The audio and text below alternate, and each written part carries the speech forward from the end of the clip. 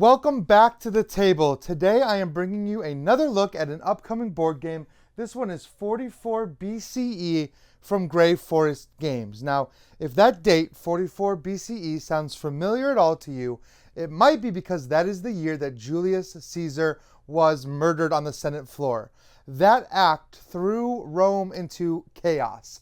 We had a variety of different factions, including his ex, Cleopatra, his best friend Brutus, who we know instigated that assassination, Marcus Aurelius. These were a number of different political figures who were all vying for control to become Caesar after this incident. That is the year in which this game actually starts. You're playing over the next 6 years of Roman history as these different factions vied for control by allying with each other in a series of shifting alliances that changed throughout the years. And that is exemplified in this game. Every year, one player is going to be chosen to be the Imperium Maius. This is the person who is chosen to be in charge of Rome during that time. Now, of course, the other factions are not going to be happy no matter who is elected as the Maius. Their job is to scheme amongst themselves against the one player who was elected to throw them down from their seat and take control from themselves. So this game feels a little bit like a one versus many game where the one player actually shifts. Whoever is in power at the time is the target. Everyone else is trying to knock them down. Now this is handled through a influence bidding system where each player is going to be supporting the other players. So there is a serious level of negotiation to this game. However, like a lot of negotiation games, nothing you're saying is binding. So all of these plans that you're making during the round, and there's actually a negotiation phase at the end, none of those plans are binding. So you can actually reveal and do whatever you want. The game comes with these player shields. They're going to serve both as a player aid and also to hide your movements. Every turn, as you're deciding which other player that you're going to support, you're doing it all behind that player shield. I have mine down a little bit so you can see what I'm doing a little easier. Now, the player who is the Imperium Maius is going to be always supporting themselves. They don't have to worry about the negotiation. They don't have to worry about supporting the other players. They're just supporting themselves. Now, a lot of this is handled on this board out here. And this board is divided into a number of different action spots. And you're actually going to be moving this pawn around the board, carrying out these actions. Each action is devoted to a different section of the board, and you're going to see that these are going to be populated with buildings that you can build, and then statues that you can use to score some points at the end of the game. Over here, you're going to have a variety of different cards that are different figures from Roman life that can be influenced by each player. They can be enlisted into your player area and then eventually used to support. Each one of these cards has a total value of support they can give. You're going to see some with squares and some with circles. Cards with circles give you their support for free. You don't have to spend anything to activate that. The others, the ones that do have squares, are going to require these cubes to be placed on them in order to gain their support. And you'll see that they are divided into 3 sections. You have your political sphere, your military sphere, and your civilian or social sphere. Now you'll notice that each one of these cards is also going to require cubes to recruit. So you kind of have to balance whether you're spending those cubes to recruit them or whether you're spending those cubes to influence them to your side. Now, I said there are a number of different buildings that you'll see out here that you're going to be able to build and use to influence the game. Now, there are 3 eras in the game. Each era, you're going to have a new set of buildings come out, and in addition to the ones that are already there. So you're going to be able to kind of plan ahead and see what is coming so you can know if you want to save your money maybe or spend it later. Above that, you're going to have the influence tiles for the 6 different rounds. 1 round in era 1, 2 in era 2, and 3 rounds in era 3.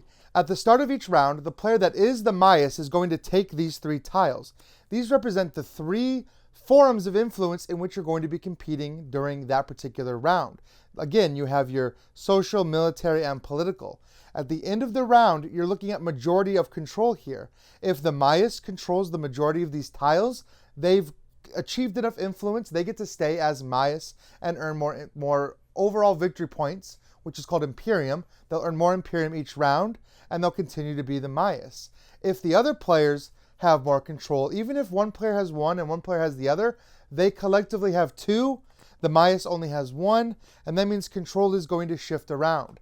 Controlling this Mias token, or being the Mias, is the way that you're going to get the most of those Imperium points, in addition to accruing some points over the game by recruiting different soldiers, building buildings, and satisfying the victory condition of the Senate. There are multiple different in-game condition cards here. They want you to have different sets of control. So this game wants you to control political and military.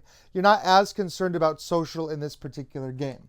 Now below that you have this miniature here. This is going to dictate where you're on in the turn cycle and what current actions you're going to take. This is also printed across the bottom of your player board.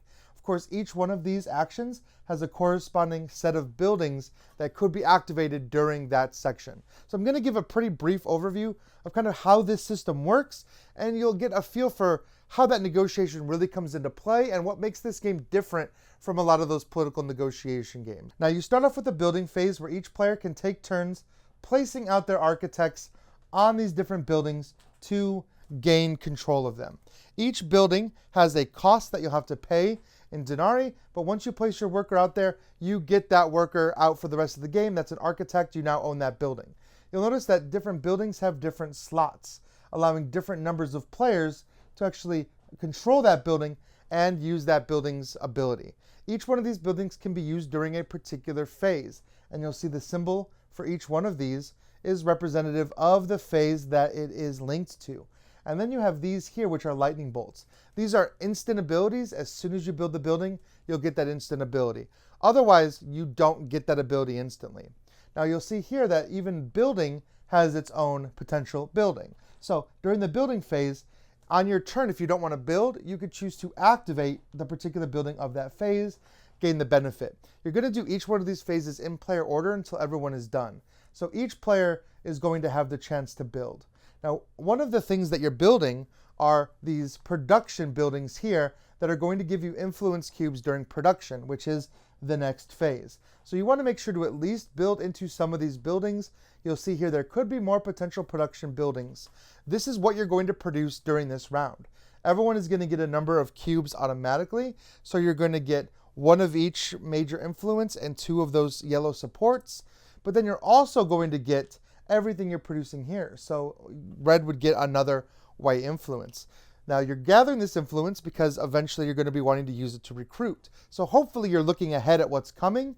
You know what you're going to want to recruit, and you know how much influence you're going to need for the end of the round.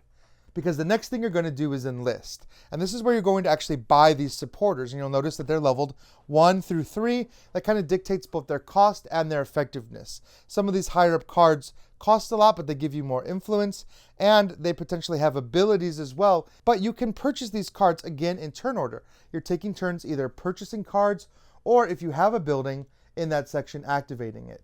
Remember, of course, you can only build during the building phase. So if you get around here and you really want to use that building action, but you don't have an architect meeple there, you're out of luck. You can't use that building at that turn. You have to wait all the way till it gets around to the building phase again. But whenever you buy one of these cards, you simply take it, you pay whatever the cost is. So in this case, I pay a brown and a gray, which is one of anything. I could use those support cubes, and you're going to place this in front of you. This becomes a character now that you can use to influence one of those 3 sectors. Each player is going to have a chance to do that by buying these cards again and placing them in front of you. However, you don't want to gain too many cards. The next phase is your discard phase. You have to discard down to 7 cards and cubes. That's total. So if I want to save 3 cards, I can only carry over 4 cubes and vice versa. So if you're buying a lot of cards, you need to be careful that you don't have a lot of cubes, but there is a balance there. You're wanting to maybe spend everything so you can have a bunch of cards, but what you don't spend is going to be useful later during the support phase. So you really need to plan ahead a lot. You're going to hear me say that. You've heard me say that. Planning ahead is pretty key in this game. You want a pretty good idea of what you're going to do with your support, because just buying the cards isn't enough. You're going to need the cubes to support them. Or if you're not the Mias, you're going to need these cubes to support the other players, which is an interesting twist that you'll see. Again, there may be some buildings there connected to the discard phase, which will let you do other effects or even have a larger hand size if those buildings come out. Then we get to the really interesting part of the game. This is the part of the game where you're committing the cards that you just drafted or bought into the 3 different sectors. Of course, each one of these cards could only go into their one individual sector. It's possible that you would have bought a lictor, who is a wild, who could go into any one of the sectors. And it's possible that you may have earned some of these loyalty cards on past rounds. You can assign these loyalty cards to sectors as well. And this is where the game gets really interesting, because you're doing this all behind your player shield. So the Mias goes first. They have to set their board how they want it to be. They need to set their cards down, and they need to prepare their influence by placing the influence that they want to spend. And again, you can use those loyalty cards, if you have them as well, to add support to those cards. But the Imperium Mias does that first, and then all of the other players get a chance to discuss. Once the Imperator is done, the Mias cannot touch any of their stuff anymore. All of the other players now get to negotiate. They get to look at what each other has, they get to look at what cubes they have left, and they're going to determine maybe who they're supporting, again, in attempts to wrestle away 2 of these 3 tokens away from the Mias. They don't know what the Mias has, but the Mias can kind of see what they're doing a little bit. But when it comes time to actually commit, then the player boards come back up. This is where it gets tricky, because I said earlier that you're not beholden to these agreements. Everything is actually done during a player shield. So while that player said, oh sure, I will commit brown to you, maybe they didn't. And I'm betting on them committing brown. And I'm like, oh, okay, you give me that 1 brown, I'll give you 2 support, and that's great. But then they didn't hold up their end of the bargain. It could leave you in a troubled place. However, if no one commits, if everyone tries to backstab everyone, then the chances are that the Mias is just going to maintain control, and nobody really wants that. So support from the suitors is done in a really interesting way. If you look at these player boards that are divided into the 3 different sectors, political, military, and social, you'll have a box for each one of the individual other players playing. When you're placing these cubes, you're going to place them in a particular box saying, okay, I'm giving Cleopatra 1 general influence. You can also commit what's called charisma to the middle here, which is going to let you win ties potentially, and that's important too. So each player is going to have a chance to set all of this up. Then everyone is going to remove their player shields, and you'll see who actually supported who. If they did support you, great. You'll get to take that cube, you'll get to place it on there, and you're gaining 1 potential point of influence for that particular sector. Each player who does this, who supports another player, is going to get a loyalty card, which is great because they will be able to use that later. And then you're going to see who has the most influence or power in each one of these different sections. Whoever does is going to get 1 of these tokens. Now again, like I've said, if the Mias ends this phase with 2 out of the 3, they just stay the Mias and nothing changes. However, if the other players wrestle them away, then one of those players is going to become the Mias instead. It could be that each player has taken 1, in which case you're going to look at that charisma tiebreaker I talked about. Or it could be that through wheeling and dealing and backstabbing and whatever, one player actually ended up with 2, while another player ended up with 1. If that's the case, then that player will become the Mias for the next round. And then you're going to go into the resolution where you hand out all those cards. And then the recess phase, which is just the setup for the next round. You're going to take all of these buildings and you're going to place them wherever they should go. And then you're going to look at the next era and you're going to deal out the next era tiles. These are going to go to the new Mias. And now you see that the teams have now shifted. Now, us 2 players are now kind of working together to stop blue from being the Mias again. Now, we need to coordinate. We need to look at what each other is doing. Now, you're going to do this, like I said, 6 times. You're going to go all the way around this track 6 times with more buildings added in, more cards coming out, and more to do. You'll eventually end up with more money, being able to gain these 3 level cards here. And you're going to end with 1 final build phase where you can build again. If you want to get some last minute Imperium points, you could build into some of these statues and things like that at the very end. Imperium points are going to be gathered during the game, but you're also going to get a significant amount of in-game points. As you play the game, as you start discarding cards, you're discarding them into what's called your collegium. These cards are actually going to be worth points at the end of the game. So every card that you ever gain, if you don't use it, you discard it, you're still going to get their point. And those points are going to be based on which faction they're part of. You're going to add up all of the support that's printed on each one of the factions. You're going to look at your lowest faction and you're going to gain that amount of Imperium points. So it's good to kind of balance out and gain multiple factions over the course of the game, so you're not getting just one faction and getting 0 points here. You're also going to get victory points for that Senate tile, like I talked about. You're going to get victory points for each one of these structures that you bought. You're going to get victory points for the conditions of each individual statue. So this might give you 5 points plus 3 for every production building you've built. These can start to really add up over the course of the game.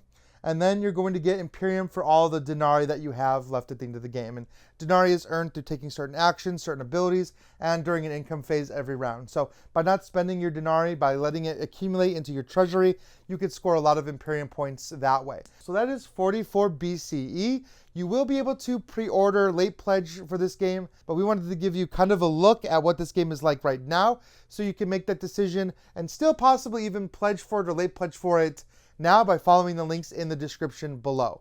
Thank you so much for watching today as we talked about this great game. If you have any comments below, please leave them. Ask any questions. I would love to interact with you, answer some of those. And as always, thank you so much for watching. And until we see you next time, keep having fun at the table.